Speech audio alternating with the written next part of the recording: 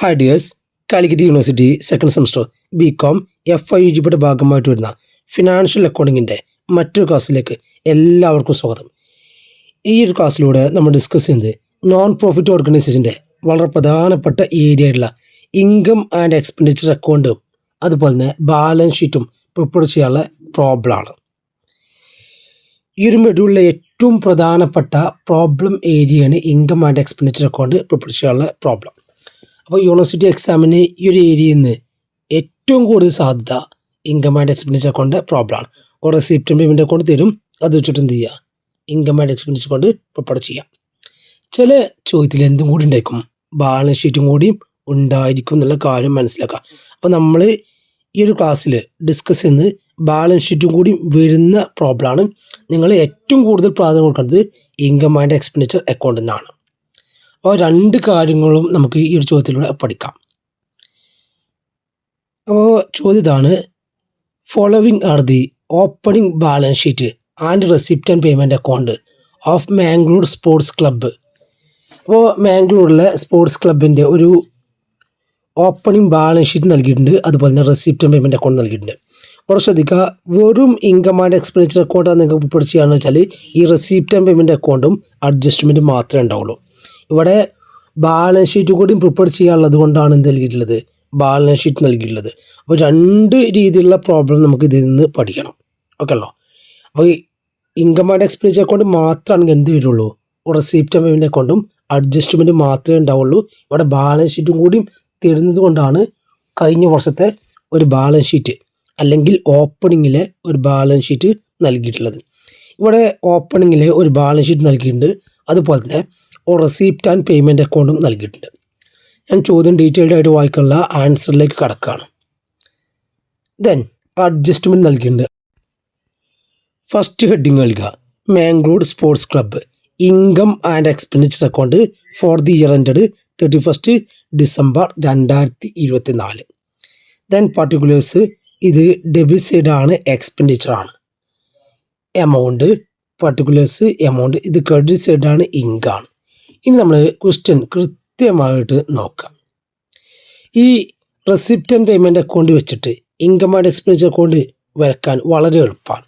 ഈ പേയ്മെൻറ്റിലുള്ള ഐറ്റംസ് അവിടെ രണ്ട് രീതിയിലുള്ള ഐറ്റംസ് ഉണ്ടാകുക. ഒന്നില്ലെങ്കിൽ എക്സ്പെൻസുകൾ, മറ്റൊന്ന് അസറ്റ്. ഇതിലെ എക്സ്പെൻസുകളൊക്കെ നമ്മൾ എവിടെ കാണിക്കും, ഇൻകം ആൻഡ് എക്സ്പെൻഡിച്ചർ അക്കൗണ്ടിൻ്റെ ഡെബിറ്റ് സൈഡിൽ കാണിക്കും. അസറ്റുകളൊക്കെ അസറ്റ് സൈഡിലാണ് കാണിക്കുക. അവിടെ രണ്ട് ഐറ്റംസ് ഉണ്ടാവുക, ഒന്ന് എക്സ്പെൻസുകളും ഒന്ന് അസറ്റും. ഇവിടെ രണ്ട് ഐറ്റംസ് ഉണ്ടാവുക, ഒന്ന് ഇൻകംസും മറ്റൊന്ന് ലാബിലിറ്റീസും. ലാബിലിറ്റീസൊക്കെ നേരിട്ട് ബാലൻസ് ഷീറ്റിൽ പോകും, ഇൻകംസൊക്കെ എടുക്കും, ഇൻകം ആൻഡ് എക്സ്പെൻഡിച്ചർ അക്കൗണ്ടിൽ എടുക്കും. ആ കാര്യം മനസ്സിലായാൽ തന്നെ വളരെ എളുപ്പമാണ്. അപ്പോൾ പേയ്മെൻറ്റിലുള്ള കാര്യങ്ങളൊക്കെ നമ്മൾ എന്ത് ചെയ്തിരുന്നു, നമ്മളുടെ എക്സ്പെൻസ് ഡെബിറ്റ് സൈഡിലേക്ക് എടുത്തിരുന്നു. ഫസ്റ്റ് നമ്മൾ നോക്കാൻ പോകുന്നത് അല്ലേ, ഫസ്റ്റ് സാലറി ഉണ്ട്, റെൻറ്റ് റേറ്റ്സ് ഉണ്ട്, ലീഗൽ ചാർജ് ഉണ്ട്, ജനറൽ എക്സ്പെൻസ് ഉണ്ട്. സ്പോർട്സ് മെറ്റീരിയൽ എന്താണ്, അസറ്റാണ്, നേരിട്ട് അസറ്റേ പോളൂ. ദെൻ ഓഫീസ് എക്സ്പെൻസ് ഉണ്ട്, ഇൻവെസ്റ്റ്മെൻറ്റ് എന്താണ്, അസറ്റാണ്. ക്യാഷ് ബാലൻസ് എന്താണ്, അസറ്റാണ്. ബാങ്ക് ബാലൻസും അസറ്റാണ്. അപ്പോൾ ബാക്കിയുള്ള എക്സ്പെൻസുകൾക്ക് നമ്മൾ എഴുതിയെടുക്കുക. ഫസ്റ്റ് നമ്മൾ സാലറിയിൽ അഡ്ജസ്റ്റ്മെൻ്റ് ഒക്കെ ഉണ്ടോ നോക്കുക. നമ്മൾ അഡ്ജസ്റ്റ്മെൻറ്റ് ഉണ്ടോ നോക്കേണ്ടത് കഴിഞ്ഞ ബാലൻസ് ഷീറ്റിൽ അഡ്ജസ്റ്റ്മെൻറ്റ് നോക്കണം, അഡ്ജസ്റ്റ്മെൻറ്റിൽ ഉണ്ടാക്കണം. ഒരു അഡ്ജസ്റ്റ്മെൻറ്റും സാലറിയുമായിട്ട് ബന്ധപ്പെട്ടില്ല. സാലറി 10,500 വരുന്നത്, ആ 10,500 കാണിക്കാം. ദെൻ റെൻ്റ് ആൻഡ് റേറ്റ്സ് നമ്മുടെ ചോദ്യത്തിൽ വരുന്നത് 8,900 ആ 8,900 കൂടി ഈ വർഷം ഒരു ഔട്ട്സ്റ്റാൻഡിങ് ഉണ്ട്. എത്രയാണ്, 900. അത് ആഡ് ചെയ്യുക. കഴിഞ്ഞ വർഷത്തെ ബാലൻസ് ഷീറ്റിൽ റെൻറ്റ് ഔട്ട്സ്റ്റാൻഡിങ് 1,800 ഉണ്ട്, അത് കുറക്കും ചെയ്യാം. അപ്പോൾ റെൻറ്റ് എന്ന് പറയുന്നത് റെൻറ്റിനോട് കൂടി ഈ വർഷത്തെ ഔട്ട്സ്റ്റാൻഡിങ് ആഡ് ചെയ്യുന്നു, കഴിഞ്ഞ വർഷത്തെ ഔട്ട്സ്റ്റാൻഡിങ് കുറക്കുന്നു. ഓക്കെ ആണല്ലോ. അത് ചെയ്ത് കഴിഞ്ഞാൽ റെൻ്റ് ആൻഡ് ടാക്സ് 8,900 പ്ലസ് 900 9,800 കിട്ടും. അതൊന്ന് 1,800 കുറച്ച് കഴിഞ്ഞാൽ 8,000 എന്ന് ലഭിക്കും കേട്ടോ. ഈ ട്രീറ്റ്മെൻറ്റൊക്കെ നമുക്ക് ഇന്നർ ക്വാളിറ്റി വേണമെങ്കിൽ ചെയ്യാം. 8,000 എന്ന് ലഭിക്കും. ഇനി ലീഗൽ ചാർജ് നോക്കാം. ലീഗൽ ചാർജസ് എത്രയാണ്, 850 ക്വസ്റ്റ്യൻ ഉള്ളത്. അഡ്ജസ്റ്റ്മെൻറ്റിൽ എന്തുണ്ട്, 150 ഉണ്ട്. അങ്ങനെ 850 പ്ലസ് 150 ഈസ് ഈക്വൽ ടു 1000 കിട്ടും. ലീഗൽ ചാർജ് 1000 കിട്ടും. ദെൻ ജനറൽ എക്സ്പെൻസ് 1750 വരുന്നത്. Office expense 4300. ഇനി ഡിപ്രിസിയേഷൻ ഉണ്ട്. അപ്പോൾ ഡിപ്രിസിയേഷൻ കാണിക്കണം, എക്സ്പെൻഡിച്ചറിൽ കാണിക്കണം. ഡിപ്രിസിയേഷൻ ഫർണിച്ചറിന് 600, സ്പോർട്സ് എക്യുപ്മെൻറ്റിന് 4000. Next credit side. Credit side record ചെയ്യുന്നതിന് വേണ്ടി receipt and payment account receipt side നോക്കുക. അത് വരുന്നത് ക്യാഷ് ബാലൻസ് ആണ്. ഇത് ക്യാഷിൻ്റെ ഓപ്പണിംഗ് ബാലൻസ് ആണ്. ദെൻ ബാങ്ക് ബാലൻസ്, ബാങ്കിൻ്റെ ഓപ്പണിംഗ് ബാലൻസ് ആണ്. ദെൻ അഡ്മിഷൻ ഫീസാണ്. ഇങ്കാണ് നമ്മൾ ക്രെഡിറ്റ് സൈഡിൽ കാണിക്കേണ്ട ഒരു ഐറ്റമാണ്. ദെൻ ഡൊണേഷനാണ് വരുന്നത്. ഡൊണേഷൻ നമ്മുടെ അഡ്ജസ്റ്റ്മെൻറ്റ് പറഞ്ഞിട്ടുണ്ട് ക്യാപിറ്റലൈസ്ഡ് ആണ്. ക്യാപിറ്റലൈസ്ഡ് എന്ന് പറഞ്ഞാൽ അത് ബാലൻസ് ഷീറ്റിൽ എടുക്കാൻ പറ്റുള്ളൂ, എവിടെ എടുക്കാൻ പറ്റില്ല. ഇൻകം ആൻഡ് എക്സ്പെൻഡിച്ചർ അക്കൗണ്ടിൽ എടുക്കാൻ പറ്റില്ല. ഡൊണേഷൻ്റെ കേസ് നമ്മൾ മനസ്സിലാക്കേണ്ടത് ജനറൽ ഡൊണേഷനാണ് ഇൻകം. സ്പെസിഫിക് ഡൊണേഷൻ എന്താണ്? അത് ലാബിലിറ്റിയാണ്. അപ്പോൾ ഇവിടെ ഡൊണേഷൻ ക്യാപിറ്റലൈസ് ആയതുകൊണ്ട് അത് ലാബിലിറ്റിയാണ്. ദെൻ സബ്സ്ക്രിപ്ഷൻ ഉണ്ട്, കാണിക്കണം. ഇൻട്രസ്റ്റ് കാണിക്കണം, സ്പോർട്സ് ഫീസും കാണിക്കണം. അപ്പോൾ ഇൻകംസ് ഏതൊക്കെയാണ്? അഡ്മിഷൻ ഫീ, സബ്സ്ക്രിപ്ഷന്, ഇൻട്രസ്റ്റ്, സ്പോർട്സ് ഫീ. അത് നമ്മൾ കാണിക്കാം. ഫസ്റ്റ് അഡ്മിഷൻ ഫീസ്, അതിൽ അഡ്ജസ്റ്റ്മെൻ്റ് ഒന്നുമില്ല, 5450. ദെൻ സബ്സ്ക്രിപ്ഷൻ, ക്വസ്റ്റനിൽ പറഞ്ഞത് സബ്സ്ക്രിപ്ഷൻ എത്രയാണ്? 23,000 ആണ്. ദെൻ അഡ്ജസ്റ്റ്മെൻറ്റ് നോക്കാം അല്ലേ. ഔട്ട്സ്റ്റാൻഡിങ് എത്രയുണ്ട്? 1800. അപ്പോൾ 23,000 കൂടി ഔട്ട്സ്റ്റാൻഡിങ്, ഈ വർഷത്തെ ഔട്ട്സ്റ്റാൻഡിങ് 1800 ആഡ് ചെയ്യാം. ദെൻ കഴിഞ്ഞ വർഷത്തെ ബാലൻസ് ഷീറ്റിൽ ഇവിടെ എന്തുണ്ട്? ഒരു 800 കഴിഞ്ഞ വർഷത്തെ ഔട്ട്സ്റ്റാൻഡിങ് ഉണ്ട്, അത് കുറക്കും ചെയ്യാം. അപ്പോൾ ഈ വർഷത്തെ ഔട്ട്സ്റ്റാൻഡിങ് ആഡ് ചെയ്യുക, കഴിഞ്ഞ വർഷത്തെ ഔട്ട്സ്റ്റാൻഡിങ് കുറക്കും ചെയ്യാം. അങ്ങനെ ചെയ്യുമ്പോൾ നമുക്ക് എന്ത് കിട്ടും? 23,000 കൂടി 1800 ആഡ് ചെയ്യുക, 800 കുറക്കുക. അപ്പോൾ 23,000 കൂടി 1800 ആഡ് ചെയ്ത് കഴിഞ്ഞാൽ 24,800 കിട്ടും. അതിന്ന് 800 കുറച്ച് കഴിഞ്ഞാൽ 24,000 കിട്ടും. ദെൻ ഇൻട്രസ്റ്റ് 530, സ്പോർട്സ് ഫീ 1200. അപ്പോൾ എന്നിട്ട് നോക്കുക, ഇൻകം സൈഡാണ് ഇവിടെ കൂടുതൽ. നിങ്ങൾ ടാലി ചെയ്ത് നോക്കണം. ഇൻകം സൈഡാണ് കൂടുതൽ, 34,180 കിട്ടും.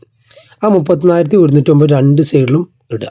എന്നിട്ട് ബാലൻസ് കാണാം. ബാലൻസ് വരുന്നത് 1030 ആണ്. അവിടെ 1030 excess of income over expenditure. ഇനി വേണമെങ്കിൽ സർപ്ലസ് എന്ന് എഴുതാം. അപ്പോൾ ഇൻകം എക്സ്പെൻഡിച്ചറിനേക്കാൾ കൂടുമ്പോഴാണ് സർപ്ലസ് കിട്ടുക. ഇവിടെ 1030 സർപ്ലസ്. അസറ്റ്സിൽ എന്തൊക്കെ ഐറ്റംസ് ആണുള്ളതെന്ന് കൃത്യമായിട്ട് നോക്കാം. അപ്പോൾ ചോദ്യത്തിലേക്ക് നോക്കിക്കഴിഞ്ഞാൽ ഇവിടെ ഈ ഒരു ഓൾഡ് ബാലൻസ് ഷീറ്റ് നോക്കാം. ഈ ഓൾഡ് ബാലൻസ് ഷീറ്റിൽ വരുന്ന എല്ലാ ഐറ്റംസും അസറ്റ്സിൽ വരും. ഔട്ട്സ്റ്റാൻഡിങ് അല്ല, ഔട്ട്സ്റ്റാൻഡിങ് ഉണ്ടെങ്കിൽ അതും വരും. ആ കാര്യം കൂടി കൃത്യമായിട്ട് മനസ്സിലാക്കാം. ഫസ്റ്റ് നമ്മൾ എഴുതുന്നത് സ്പോർട്സ് മെറ്റീരിയലാണ്. സ്പോർട്സ് മെറ്റീരിയൽ ബാലൻസ് ഷീറ്റുള്ളത് 35,000 ആണ്. നമ്മൾ എന്ത് ചെയ്തിട്ടുണ്ട്? 6,000 രൂപയുടെ സ്പോർട്സ് മെറ്റീരിയൽ വാങ്ങിയിട്ടുണ്ട്. അപ്പോൾ 35,000 പ്ലസ് 6,000 41,000. പിന്നെ എന്തുണ്ട്? ഡിപ്രിസിയേഷൻ ഉണ്ട്. അപ്പോൾ ഈ വർഷത്തെ ഡിപ്രിസിയേഷൻ 4,000 ഉണ്ട്, അത് അതിൽ നിന്ന് കുറക്കുക. എന്നിട്ട് കാണിക്കാം. അപ്പോൾ sports material 35,000 plus purchase during the year 6,000, 41,000 കിട്ടും. അതിൽ 4,000 കുറച്ച് കഴിഞ്ഞാൽ 37,000 കേട്ടോ. ഈ 41,000 ഇവിടെ വരേണ്ടത് 37,000 ആണ്. നമ്മൾ ഔട്ടർ കോളത്തേക്ക് എഴുതണം കേട്ടോ. ഇത് ഔട്ടർ കോളത്തേക്ക് എഴുതാൻ പറ്റില്ല, 37,000 ആണ് ഔട്ടർ കോളത്തേക്ക് എഴുതേണ്ടത്. Then furniture. ഫർണിച്ചർ ക്വസ്റ്റനുള്ളത് 8,800 ആണ്. അതിന് ഡിപ്രിസിയേഷൻ വരുന്നത് 600 ആണ്. അങ്ങനെ കുറച്ച് കഴിഞ്ഞാൽ 8,800 600 കുറച്ച് കഴിഞ്ഞാൽ 8,200 കിട്ടും. ഇനി വരുന്നത് എന്തൊക്കെയാണ്? മറ്റു അസറ്റുകൾ നോക്കാം. ഇവിടെ ഒരു ഇൻവെസ്റ്റ്മെൻ്റ് ഉണ്ട്. ഈ ഒരു പേയ്മെൻറ്റിൽ ഒരു ഇൻവെസ്റ്റ്മെൻ്റ് ഉണ്ട്, 15,000 ഇൻവെസ്റ്റ്മെൻ്റ് ഉണ്ട്. ആ 15,000 ഇൻവെസ്റ്റ്മെൻറ്റ് കാണിക്കുക. 15,000 ഇൻവെസ്റ്റ്മെൻറ്റ് കാണിച്ചു. ഇനി ഔട്ട്സ്റ്റാൻഡിങ് സബ്സ്ക്രിപ്ഷൻ, പുതിയ ഔട്ട്സ്റ്റാൻഡിങ് ആണ്, 1,800 ഉണ്ട്. ഔട്ട്സ്റ്റാൻഡിങ് സബ്സ്ക്രിപ്ഷൻ അസറ്റാണെന്ന് പറഞ്ഞിരുന്നു. ആ 1,800 കാണിക്കുക. ഇനി ബാങ്ക് ബാലൻസും ക്യാഷ് ബാലൻസും ആണ്. അത് കാണിക്കുമ്പോൾ നമ്മൾ നോക്കണം. നമ്മൾ ഇവിടെ ശ്രദ്ധിക്കട്ടോ, ഇവിടെ ഒരു ക്യാഷ് ബാലൻസും ബാങ്ക് ബാലൻസും ഉണ്ട്. ഇവിടെ ഒരു ക്യാഷ് ബാലൻസും ബാങ്ക് ബാലൻസും ഉണ്ട്. അതൊന്നല്ല നമ്മൾ കാണിക്കണം. ഇത് കഴിഞ്ഞ വർഷത്തെ ഓപ്പണിംഗ് ഒക്കെയാണ്. നമ്മൾ ക്യാഷ് ബാലൻസും ബാങ്ക് ബാലൻസും കാണിക്കണം ഈ ബാലൻസുകളാണ്. അതായത് receipt and payment account close ചെയ്യുമ്പോഴുള്ള ബാലൻസുകളാണ് ക്യാഷും ബാങ്കും കാണിക്കേണ്ടത്. ക്യാഷ് ബാലൻസ് 6,930, ബാങ്ക് ബാലൻസ് 8,000, അത് കാണിക്കാം. എന്നിട്ട് നമ്മൾ ഈ ഒരു ബാലൻസ് ഷീറ്റ് ടാലി ചെയ്യുമ്പോൾ നമുക്ക് 76,930 എന്നുള്ള ആൻസർ കിട്ടും. എല്ലാവരും കൃത്യമായിട്ട് സോൾവ് ചെയ്ത് നോക്കുക.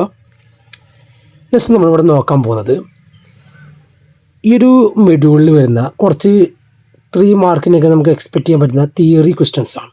വളരെ പ്രധാനപ്പെട്ട തിയറീസാണ്. അതിലൊന്നാണ് സബ്സ്ക്രിപ്ഷൻ. നമ്മളിതിൻ്റെ ട്രീറ്റ്മെൻറ്റും കാര്യങ്ങളൊക്കെ പറഞ്ഞു. ആ ട്രീറ്റ്മെൻറ്റും കാര്യങ്ങളൊക്കെ കൃത്യമായിട്ട് പഠിക്കുക.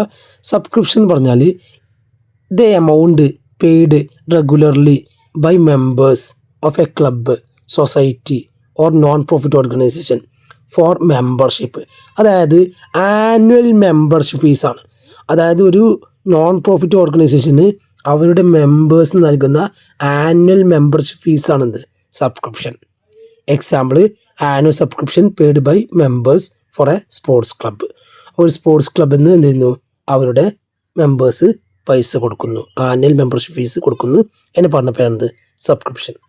മറ്റൊരു ടേമാണ് capital fund. The accumulated wealth or net asset of a non profit organisation. അതായത് ഒരു നോൺ പ്രോഫിറ്റ് ഓർഗനൈസേഷൻ്റെ അക്യുമുലേറ്റഡ് വെൽത്ത്, ഒരു നെറ്റ് അസറ്റ് എന്ന് പറയുന്നത് എന്താണ്? ക്യാപിറ്റൽ ഫണ്ടാണ്. It is similar to capital of business concern. ഒരു ബിസിനസ്സിലെ ക്യാപിറ്റൽ, സമ്പത്ത് പോലെ തന്നെയാണ് എന്ത്? നോൺ പ്രോഫിറ്റ് ഓർഗനൈസേഷൻ്റെ ക്യാപിറ്റൽ ഫണ്ട്. അപ്പോൾ ഒരു ബിസിനസ്സിൽ ക്യാപിറ്റൽ നമ്മൾ പറയുക, അത് നോൺ പ്രോഫിറ്റ് ഓർഗനൈസേഷനിലാകുമ്പോൾ എന്താവും? ക്യാപിറ്റൽ ഫണ്ടാവും. ആ ഒരു ബിസിനസ്സിൻ്റെ വെൽത്ത് അല്ലെങ്കിൽ നെറ്റ് അസറ്റായിട്ടാണ് എന്ത് കാണിക്കുന്നത്? ക്യാപിറ്റൽ ഫണ്ടിനെ കാണിക്കുന്നത്. Excess of asset over liability. അപ്പോൾ ഒരു ക്ലബിൻ്റെ അസറ്റ് അല്ലേ ലാബിലിറ്റിനേക്കാൾ കൂടുതലാണെങ്കിൽ അതാണെന്ത്? Capital fund. കൃത്യമായിട്ട് മനസ്സിലാക്കുക. നെക്സ്റ്റ് വരുന്ന ടേമാണ് endowment fund. A fund created from donation received for a specific purpose where the principal amount is usually kept intact and only the income from it is used. അതായത് endowment fund എന്ന് പറഞ്ഞാൽ ഒരു specific പർപ്പസിന് വേണ്ടി നമ്മൾ create ചെയ്ത donation പറഞ്ഞ പേരാണെന്ത്? Endowment fund. ഒരു എക്സാമ്പിൾ നോക്കിച്ചാൽ a donation received to established scholarship fund. അതായത് നമ്മൾ എന്ത് ചെയ്യുന്നു? ഒരു സ്കോളർഷിപ്പ് ഫണ്ട് എക്സ്റ്റാബ്ലിഷ് ചെയ്യാൻ വേണ്ടി ഡൊണേഷൻ സ്വീകരിക്കുന്നു. അത്തരം ഫണ്ടുകൾക്കാണ് എന്ത് പറയുന്നത്? എൻഡോൺമെൻറ്റ് ഫണ്ട് എന്ന് പറയുന്നത്. അതായത് ഇപ്പോൾ ഒരു സ്ഥാപനം അവർക്ക് എന്ത് കൊടുക്കണം? എന്ത് കൊടുക്കണം? കുട്ടികൾക്ക് അല്ലേ സ്കോളർഷിപ്പ് കൊടുക്കണം. ആ സ്കോളർഷിപ്പ് കൊടുക്കുന്നതിന് വേണ്ടി അവരെന്ത് ചെയ്യുന്നു? ഡൊണേഷൻ സ്വീകരിക്കുന്നു. അങ്ങനത്തെ ഫണ്ടുകൾ പറഞ്ഞ പേരാണ് എൻഡോൺമെൻറ്റ് ഫണ്ട്. മറ്റു പ്രധാനപ്പെട്ട ടേമാണ് പലവട്ടം യൂണിവേഴ്സിറ്റി എക്സാമിന് 3 മാർക്കിനൊക്കെ ചോദിക്കുന്ന ടേമാണ് ലെഗസീസ്. ലെഗസി എന്ന് പറഞ്ഞാൽ amount received by a non profit organisation under the will of deceased person. ഈ സെൻറ്റൻസ് ഇതേപോലെ പഠിക്കുക. നോൺ പ്രോഫിറ്റ് ഓർഗനൈസേഷൻ റിസീവ് ചെയ്യുന്ന ഫണ്ടാണ് under the will of deceased person.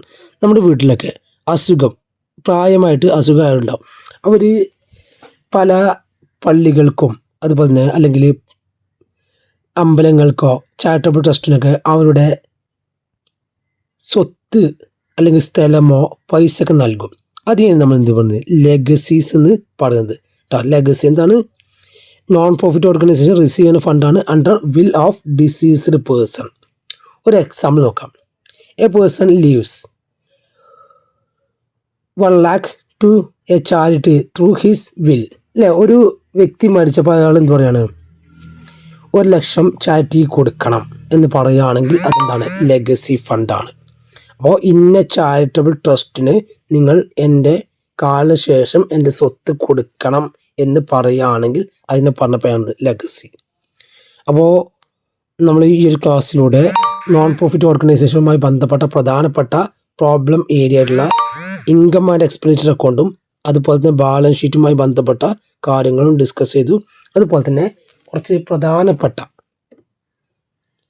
1 വേർഡുകളും discuss ചെയ്തു. Okay, thank you.